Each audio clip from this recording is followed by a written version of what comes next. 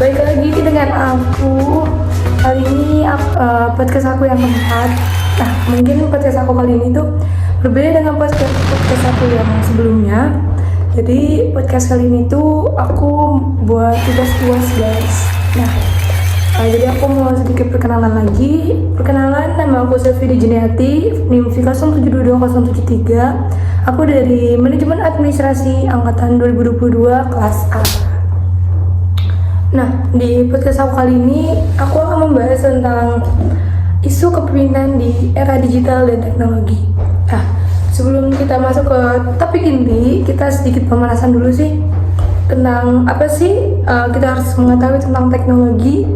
Nah, karena di tahun 2023 ini sudah masuk ke era 5.0 dan bisa dibilang sih generasi milenial ya, atau generasi zenial atau Gen Z.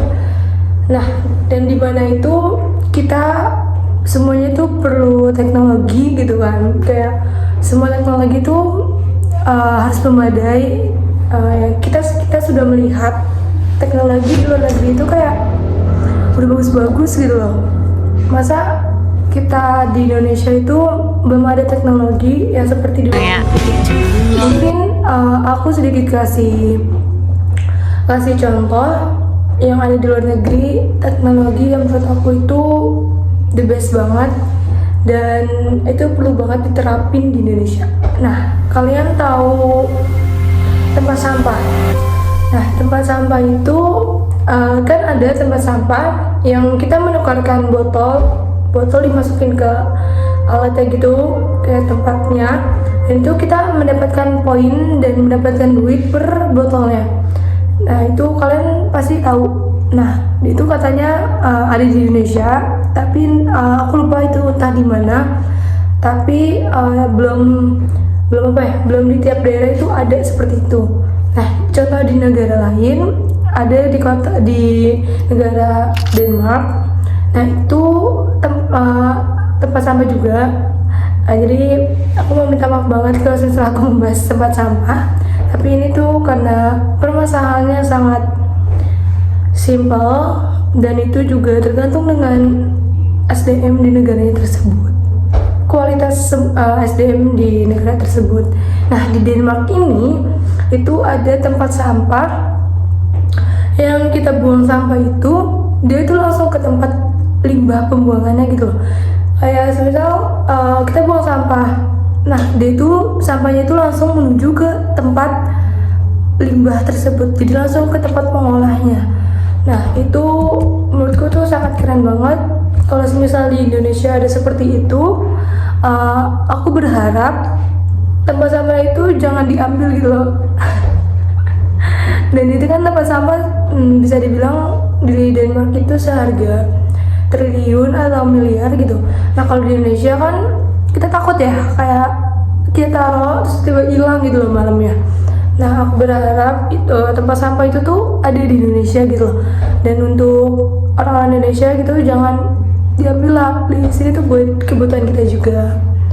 Nah, dan ada lagi, kalian pasti tahu AI. Nah, AI itu robot di era teknologi sekarang. Nah, banyak orang itu yang minder sama AI karena AI itu pinter banget.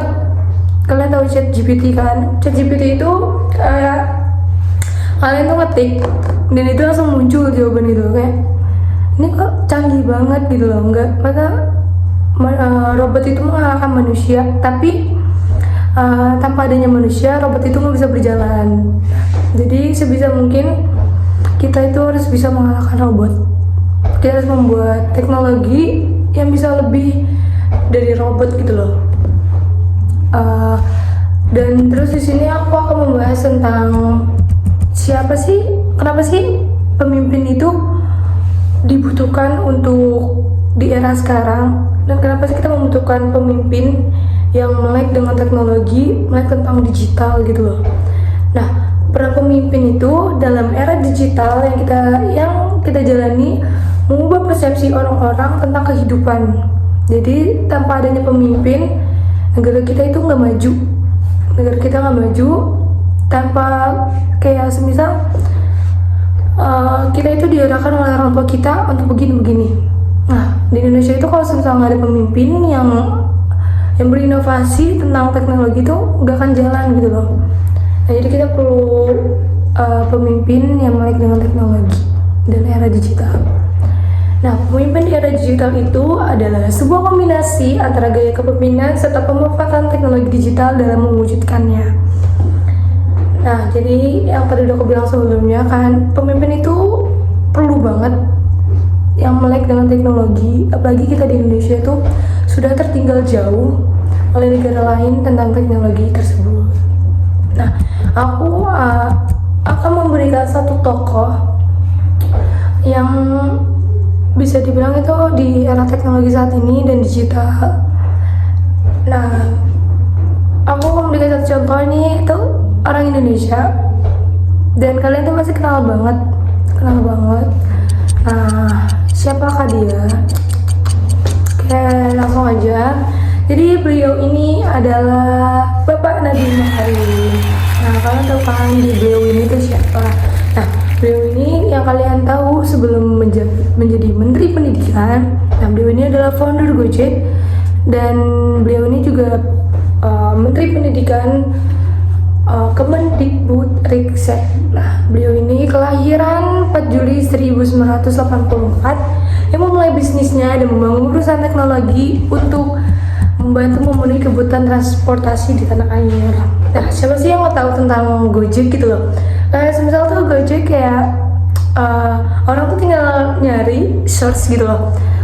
Kita tuh mau makan apa sih? Kita tuh mau pergi kemana? Kalian tinggal search, tinggal sekali klik itu kayak udah datang gitu loh. Kita tinggal bayar. Nah, bayarnya itu bisa beli tempat atau COD atau bisa bayar pakai rekening atau e-wallet gitu loh. Ya, menurutku itu pemanfaatan digital teknologi yang sangat simpel dan itu menurutku udah bagus banget. Nah, dengan adanya Gojek ini, jadi itu banyak banget kayak yang ngikutin Gojek, bukan ngikutin Gojek sih, tapi dia bikin inovasi sendiri tentang aplikasi ini kayak Gojek gitu, tapi ada yang lebih murah. Dan Gojek ini juga berkolaborasi dengan kayak Shopee, jadi kayak Shopee Food gitu loh. Nah, kalian tahu lah ya. Nah, mungkin sedikit segitu kali ya perkenalan tentang Bapak Nadiem Makarim.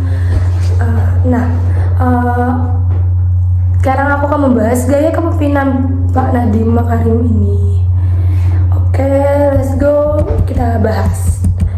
Aku ngambil dari salah satu situs web ya guys. Jadi kalau disclaimer, kalau semisal ada perkataanku yang salah atau infonya kurang atau perkataanku yang salah, jadi kita oke, aku mengambil salah satu sumber dari www.cakrawala.com. Jika dikaitkan dengan teori kepemimpinan Pak Nadiem Makarim ini, beliau ini merupakan sosok yang demokratis karena melakukan pekerjaannya dan ia melibatkan dan berkolaborasi dengan banyak orang serta pekerja lapangan untuk membantunya dalam mengambil keputusan. Nah, jadi itu Pak Nadiem ini gaya kepemimpinan itu demokratis dan sebelum dia mengambil keputusan, dia juga ngasih usulan ke orang-orang tuh keputusan dia itu udah bener atau belum. Jadi dikatakan demokratis itu seperti itu ya. Terus beliau ini dalam menjalankan tanggung jawabnya sebagai Kemendikbudristek, ia memastikan dirinya sebagai pelayanan yang menerapkan gaya kepemimpinan servant leadership. Servant leadership itu pelayanan ya guys. Nah, selanjutnya Pak Nadiem ini juga merupakan seorang pemimpin yang karismatik karena ia memenuhi 3 dimensi kepemimpinan. Karismatik ini menurut Weber dalam Spark 2014. Jadi ketiga dimensi kepemimpinan ini itu salah satunya ada energizing, enabling, efficiency. Nah, ini tuh dibuktikan dengan Pak Nadiem Makarim ini dengan memberikan semangat dan apresiasi kepada guru-guru di era pandemi. Nah, kalian tahu sendirilah di era pandemi itu banyak banget siswa yang malas banget untuk nge-zoom atau misal datang ke sekolah gitu loh karena pandemi.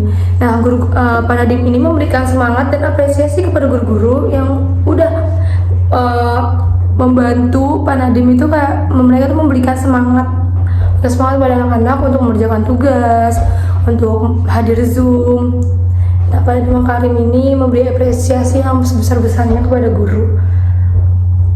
Nah, beliau ini dan tadi apresiasi guru itu termasuk dengan energizing. Nah, selanjutnya ini berkaitan dengan enabling yang tadi 3 dimensi. Tadi kan ada energizing, enabling, dan efficienting. Jadi energizing itu yang Pak Nadiem ini memberi apresiasi kepada guru-guru. Yang kedua ini enabling itu Bapak Nadiem Makarim ini membantu kesehatan psikis generasi muda dalam mengembangkan minat dan bakatnya melalui rancangan RUU Pendidikan dan Layanan Psikologi yang diharapkan akan menciptakan transformasi pendidikan dan lahirnya sumber daya berkualitas di masa depan. Nah, jadi generasi muda sekarang itu ada beberapa yang keganggu dengan psikisnya, dan beliau ini menyediakan sekolah khusus psikis tersebut, menyediakan psikologi. Jadi biar meskipun dia terganggu dengan psikisnya, tetapi dia tidak merubah semangatnya untuk menciptakan, untuk dalam belajar dan dalam menggapai cita-citanya. Nah, untuk yang terakhir itu Bapak Nadiem Makarim ini memberikan pemahaman kepada pelajar dan orang tua terhadap kebijakan barunya, yaitu Merdeka Belajar, yang memiliki visi misi untuk memprioritaskan kebutuhan pelajar dan akan menciptakan sumber daya manusia yang berkualitas. Ini termasuk dengan envision dan kayak Merdeka Belajar itu loh, kayak banyak beasiswa atau program yang didirikan oleh Kemendikbud. Bapak Nadiem ini memberikan suatu visi misi gitu loh, untuk memberikan tentang pendidikan suatu, yaitu dengan Merdeka Belajar. Nah, mungkin itu sedikit nah itu beberapa gaya kepemimpinan seorang Bapak Nadiem Makarim. Saya berharap pemimpin yang akan datang, yang akan memimpin Indonesia maupun memimpin berbagai pendidikan gitu, aku berharap di pemimpin di tahun besok, di tahun 2024 itu bisa memahami tentang teknologi dan digital, terutama di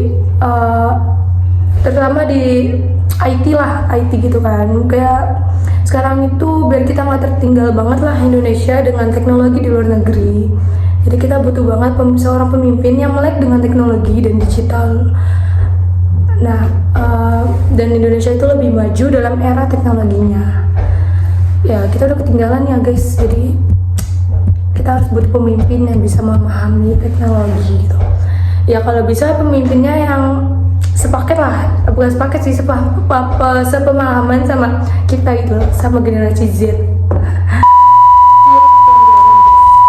Itu sedikit podcast aku tentang kepemimpinan. Mungkin tadi ada beberapa kata yang udah menurutku kayak pelanggaran gitu ya, tapi ya udah nggak apa-apa. Nah, mungkin sedikit tadi informasi tentang era kepemimpinan salah satu tokoh. Mungkin kalau ada salah kata atau apa gitu ya, aku mohon maaf guys. Nah, segitu aja podcast aku kali ini. Tunggu aku di podcast berikutnya.